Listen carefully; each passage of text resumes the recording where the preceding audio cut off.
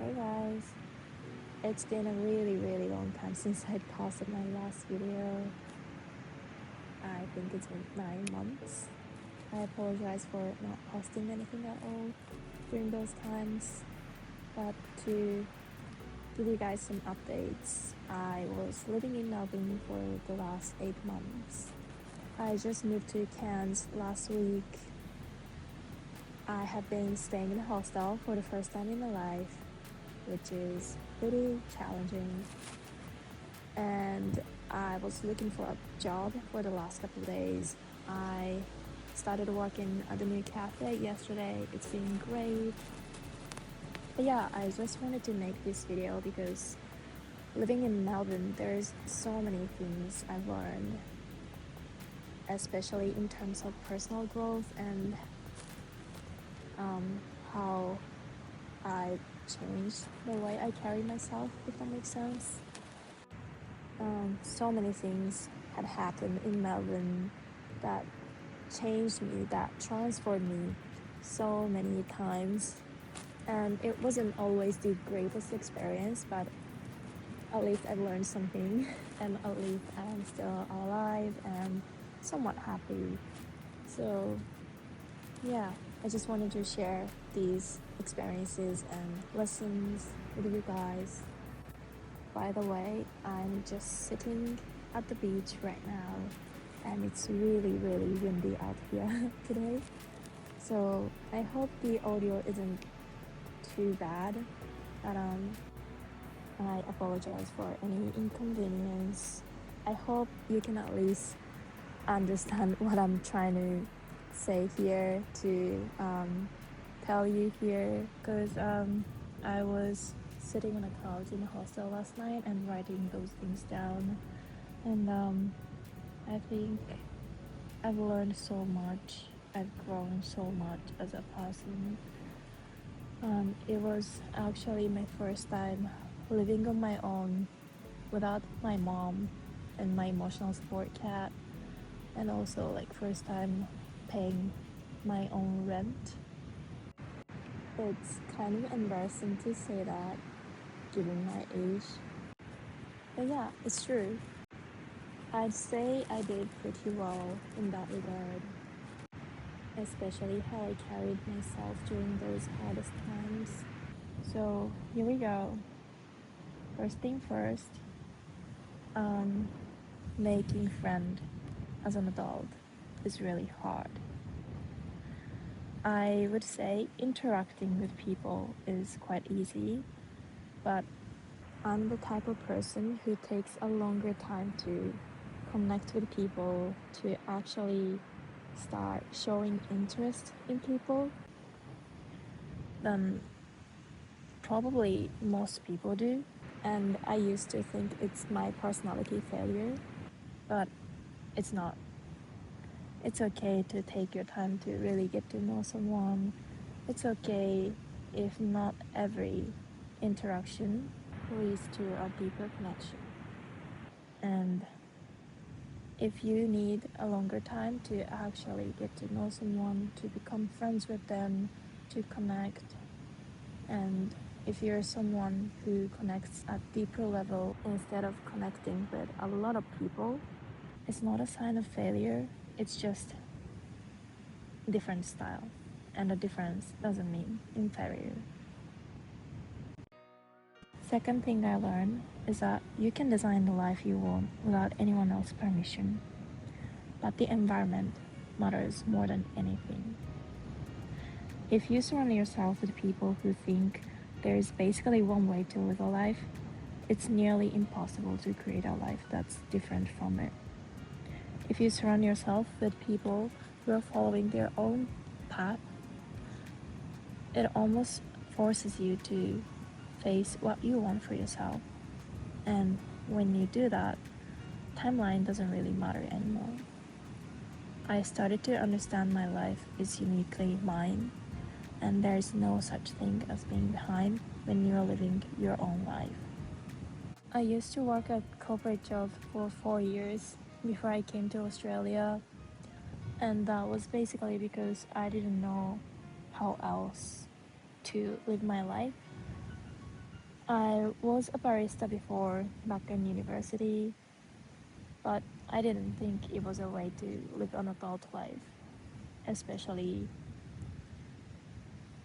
wage being lower than a corporate job.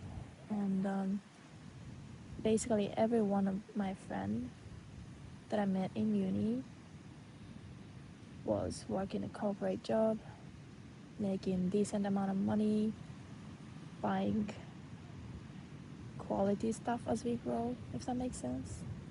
And I just didn't want to feel like I was failing them. But coming here, I've met so many people studying in their 30s to get sponsored or just simply living their own life. And everyone's life just uniquely different. And when you're surrounded with these people, you don't really care if you're behind or not because you just can't compare. And I was working as a barista back in Melbourne. I was basically just working 4 days a week. And at first, I didn't know what to do with my time, with my free time. Because back home, I was working a corporate job 5 days a week. I had my weekly Pilates, weekly art class. I'd meet my friends on my day off. And that occupied my time. But being in Melbourne, I didn't have many friends to begin with. I was working less hours. I had basically my whole afternoon to myself. And at first, I really couldn't figure out what I should be doing, and I was a bit lost. But yeah, that leads to the third point, which is I learned to be creative without being perfect. That goes with both latte art, working as a barista, or paintings, my hobby.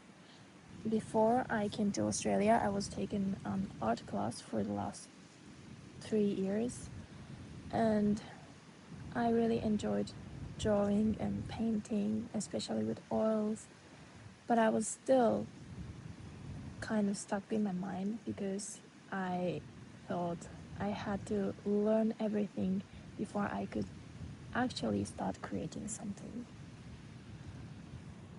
But coming here, I had so much time to myself. I didn't know what to do, so I just bought oil pastels and tried oil pastel painting for the first time when I had literally no clue. And I also started this 100 days of drawing challenge on my threads.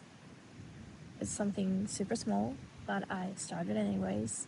And what I learned here is you're allowed to try everything you're curious about at any time.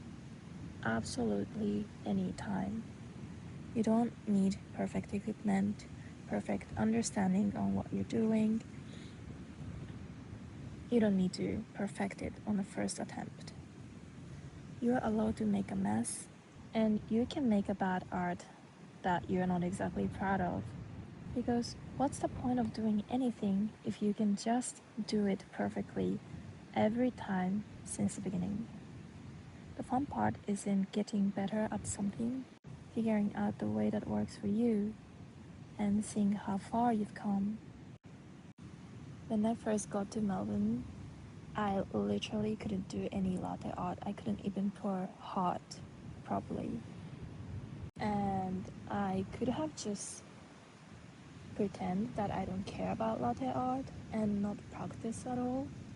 But instead, I let myself make imperfect latte art on every single shift. And over time, I learned how to do 3 different latte art. And now I can pretty much confidently say that I can do them. So you need to let yourself make a mess, be imperfect, and just start creating. Because then you will regret not letting yourself even try. And if you do, the only way is you become better. You don't get worse. So the first time is always the worst. and you will only get better. It might not be linear, but you will get better eventually. And my last point here is I learned what true freedom means. It's not struggle free. I still struggle every single day, just being a human. And especially this week, I've been staying in the hostel for the first time in my life. And, growing up as an only child, I just need a lot of space, a lot of personal space and privacy. And there's literally none in the hostel. That's why I'm here at the beach. Just needed to escape from everything and spend some quiet time alone. And I feel I'm retaining my energy and I'm much happier now that I've had some of it. But yeah, my point is I still don't know what I need to do with my life. I haven't figured out my life perfectly at all, but I still think I am getting closer to it, and at least I spend most of my time doing the things I actually care about. I make less money than when I was working a corporate job, but in exchange, I have mental freedom, lots of free time to do the things that actually matters to me. And for me personally, that's more important than climbing a corporate ladder and making a lot of money. I'm choosing to make a living as a barista because it's more aligned with the things I value, such as meeting people in person, having smiles in my day. I care more about a delicious cup of coffee than making some corporate system, and being creative. True freedom is in the ability to choose what you do with your time, because that's what you actually care about, not because you're scared to lose something instead. And it took me a while to actually think that I'm choosing the right path, especially because my grandma's opinion has been influencing my decisions a lot my entire life. She's got some really strong opinions on how my life is supposed to be, and I love her. She raised me, and I'm so grateful for that. But sometimes family can be not exactly a positive influence, and it was hard for me to say no to what she was trying to convince me, and actually trust that this is my life, this is what I want to do, this is what makes me happy, and that's good enough. And it used to be harder because she raised me. I was still relatively living close to her, and I was visiting her every month. We are constantly texting, updating each other, and she helped me a lot to become a woman that I am today. So I thought she knew better than I did, and whenever she disagrees, I thought I was doing something wrong. But that's not necessarily the case. Right now, I pay my own rent.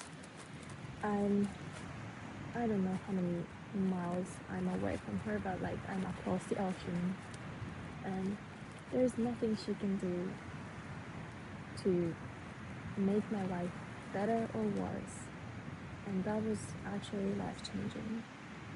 I think taking physical distance from her helped me see that this is my life, and I am allowed to do what I want to do for myself, regardless of what she thinks of me. And I literally called my mom the other day in the middle of the night crying because I felt so invalidated by my grandma. Every time I share something to her, she's like, why can't you find a better job? When are you gonna get married? Yada yada yada. And that's just simply not the life I want. I want to travel more. I want to be creative. I want to discover what I can do with my creativity. You know, so it was hard, but having this distance helped me a bit, I wouldn't say colder, but like care less about what she thinks of how my life should be, and start caring more about what I think is the best for my happiness, for my life, for my wellness. And I think that's more important. At the end of the day, we are all living our life for the first time, and no one knows you better than you know yourself. You know what you like, what you don't like, what's best for you, what doesn't work for you.